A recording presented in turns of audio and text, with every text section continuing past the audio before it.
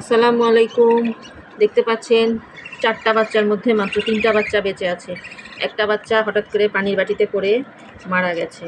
সেজন্য বাচ্চা ফুটলে সবসময় সতর্ক দৃষ্টি রাখতে হবে, বাচ্চা ঠিক আছে কিনা, সুস্থ আছে কিনা, পড়ে গেল কিনা খাঁচা থেকে পড়েছে তো পড়েছে একেবারে পানির বাটিতে। পানির বাটিটা ভরা ছিল, যদি একটু কম থাকতো তাও বাচ্চাটা বেঁচে যেত। আজকে সকালবেলা দেখি এই অবস্থা। যাক, এখন পর্যন্ত 3টা বাচ্চা ভালোই আছে। দেখতে পাচ্ছেন বেশ বড় সড়ো হয়ে গেছে। সবচেয়ে বড় বাচ্চাটা মারা গেছে। মনে হয় খাবার খাওয়ার জন্য ঘরের বাইরে এসেছিল, পানির বাটিতে পড়ে গেছে।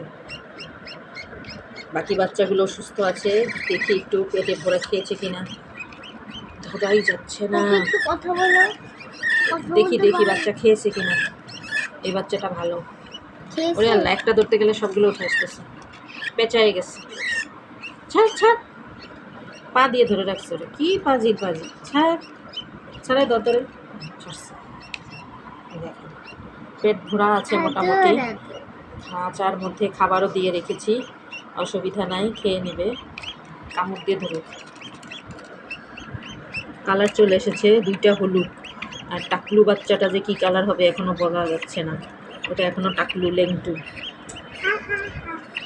সবাই ভালো থাকবেন, আল্লাহ হাফেজ।